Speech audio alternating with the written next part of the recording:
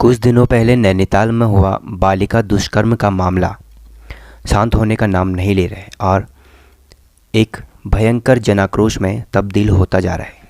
शहर में 12 वर्षीय बालिका के साथ बुधवार रात हुई दुष्कर्म की घटना को लेकर उपजा जनाक्रोश दूसरे दिन और बढ़ गया। पूरे दिन सड़कों पर सिर्फ प्रदर्शनकारी और पुलिस ही नजर आई। शहरवासियों ने सड़क पर उतरकर दुष्कर्मी 70 वर्षीय उस्मान अली खान को फांसी और उसका घर तोड़ने की मांग करी। इधर आरोपित को हल्द्वानी पोक्सो एक्ट जो कोर्ट है वहाँ पे पेश किया गया एवं आक्रोशित अधिवक्ता उसे मारने को दौड़ पड़े। पेशी के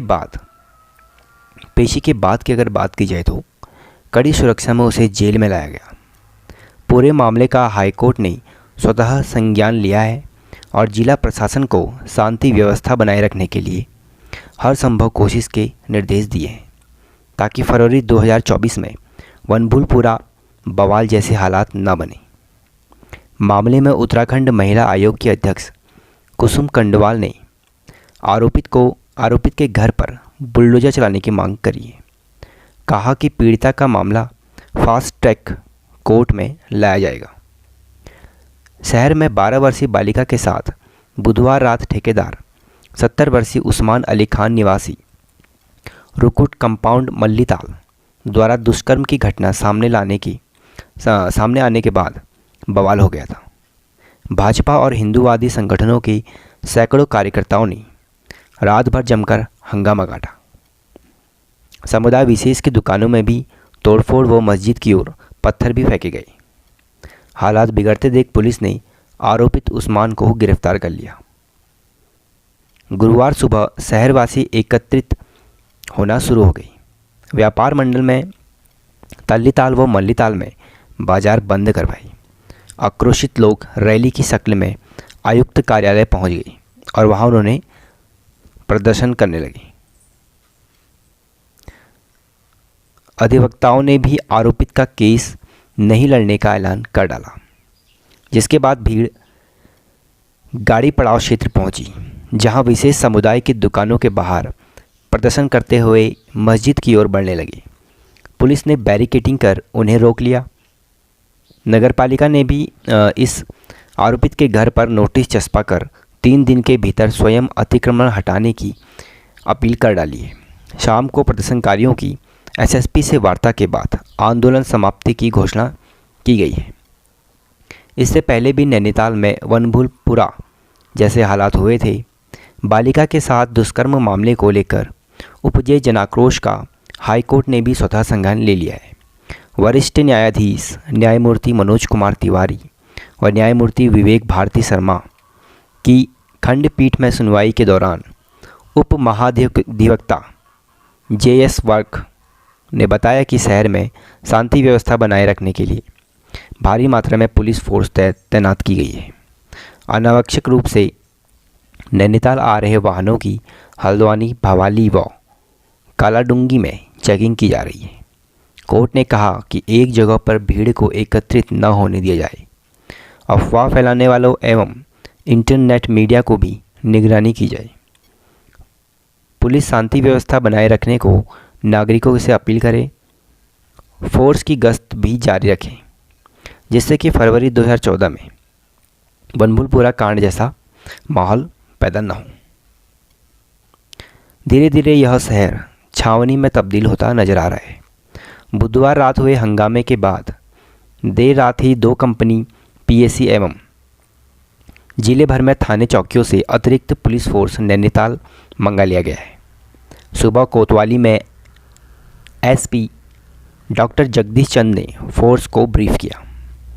तल्लीताल डांड से माल रोड, मल्लीताल बाजार एवं SBI तिराहा, मस्जिद तिराहा आदि सभी जगहों पर पुलिस ने भारी फोर्स तैनात कर रखा है ताकि कोई भी हालात ना बिगड़े। फिर जानते हैं आगे इसका और क्या क्या असर पड़ा है। नैनीताल में बुधवार को नाबालिग से दुष्कर्म का मामला सामने आने के बाद दूसरे दिन गुरुवार को भी स्थिति तनावपूर्ण रही। आक्रोशित लोग सुबह से ही कुमाऊं कमिश्नरी और कोतवाली में धरना प्रदर्शन करने लगे। प्रदर्शनकारियों के आह्वान पर शहर की दुकानें, होटल, रेस्टोरेंट, ढाबे एवं सभी दुकानें बंद रहीं। दहशत के कारण अधिकांश पर्यटक होटल से चेकआउट करके चले गए। यही नहीं, शहर के होटल और होम स्टे की 30% बुकिंग भी रद्द कर दी गई है। हर जगह पुलिस फोर्स तैनात है। शहर के हर एंट्री पॉइंट पर बड़ी संख्या में पुलिस बल मौजूद रहा है। कड़ी चेकिंग के बाद ही शहर में लोगों को प्रवेश मिलेगा। शहर में बीते बुधवार की रात उस समय तनाव पैदा हो गया जब एक 12 साल की बच्ची के साथ ठेकेदार उस्मान द्वारा दुष्कर्म किए जाने का मामला सामने आया है। शहर भर के विभिन्न संगठनों ने बुधवार रात मल्लीताल से कोतवाली तक जुलूस निकाला है। समुदाय विशेष की दुकानें बंद कराकर कई लोगों के साथ मारपीट भी की गई है। एक धर्म स्थल में भी पथराव के बाद पुलिस को लाठियां चार्ज करनी पड़ी। सभी प्रतिष्ठान वहाँ पे बंद हो गए हैं। गुरुवार को प्रदर्शनकारियों ने के आह्वान पर तल्लीताल से मल्लीताल तक सभी दुकानें आदि प्रतिष्ठान बंद कर दिए गए। सुबह से ही लोग बड़ी संख्या में सड़कों पर उतर गए हैं। आक्रोशित महिलाएं, बच्चे और संगठनों से जुड़े लोगों ने सुबह 11 बजे तल्लीताल डांड होते हुए कुमाऊं कमिश्नर कार्यालय तक जुलूस निकालकर प्रदर्शन किया है। अब देखते हैं सरकार इसमें क्या करेगी। यह मामला काफ़ी गर्म होता नज़र आ रहा है। बात की जाए गवर्नमेंट की तो दुष्कर्म पीड़िता यदि गर्भवती हुई तो उसके पालन पोषण से लेकर आत्मनिर्भर बनने तक की जिम्मेदारी राज्य सरकार उठाएगी, ऐसा उन्होंने कहा है।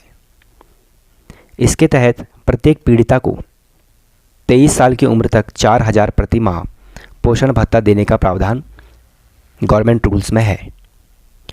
इसी आयु तक उसे एकीकृत शिक्षा, चिकित्सा, कानूनी सहायता, आवास, कौशल विकास जैसी सुविधाएं भी सरकार उपलब्ध कराएगी ताकि पोषण भत्ते की अवधि पूरी होने तक पीड़िता आत्मनिर्भर हो सके।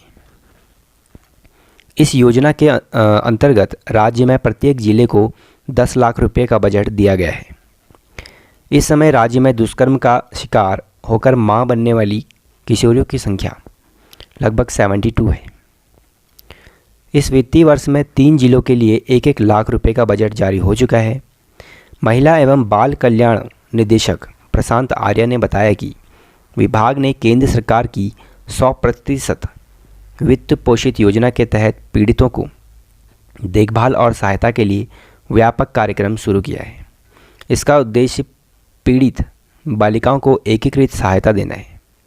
इससे शिक्षा, पुलिस सहायता, चिकित्सा, दीर्घकालिक पुनर्वास जैसी आवश्यक सेवाओं के साथ साथ नवजात शिशु की देखभाल भी शामिल है। इसके तहत पीड़िता को परामर्श और मानसिक सहायता, सुरक्षित परिवहन, कानूनी सहायता, माँ बच्चे के लिए बीमा कवर, मिशन वात्सल्य योजना के तहत संस्थागत या गैर संस्थागत देखभाल व सहायक की सुविधाएं उपलब्ध होंगी। प्रति माह 4,000 की वित्तीय सहायता के अलावा बाल कल्याण समिति की रिपोर्ट पर एक मुश्त 6,000 रुपये की सहायता राशि भी दी जाएगी। उप मुख्य परिवीक्षा अधिकारी अंजना गुप्ता ने बताया कि यदि पीड़िता शिशु को जन्म देती है तो उसे 6 साल की आयु तक विशेष दत्तक ग्रहण एजेंसी में रखा जा सकता है। उसे तब तक ASA में रखा जा सकता है जब तक वह 18 वर्ष की नहीं हो जाती। पीड़िता यदि शिशु को नहीं रखना चाहती तो उसे शिशु गृह को सौंप सकती है। जिला बाल संरक्षण इकाई प्रत्येक पीड़ित बालिका और उसके नवजात शिशु का आधार कार्ड पंजीकरण कराएगी। सक्षम प्राधिकारी की ओर से जन्म प्रमाण पत्र भी जारी किया जाएगा। तो ये सभी कानूनी चीज़ें इस केस से जुड़ी हुई हैं। धन्यवाद।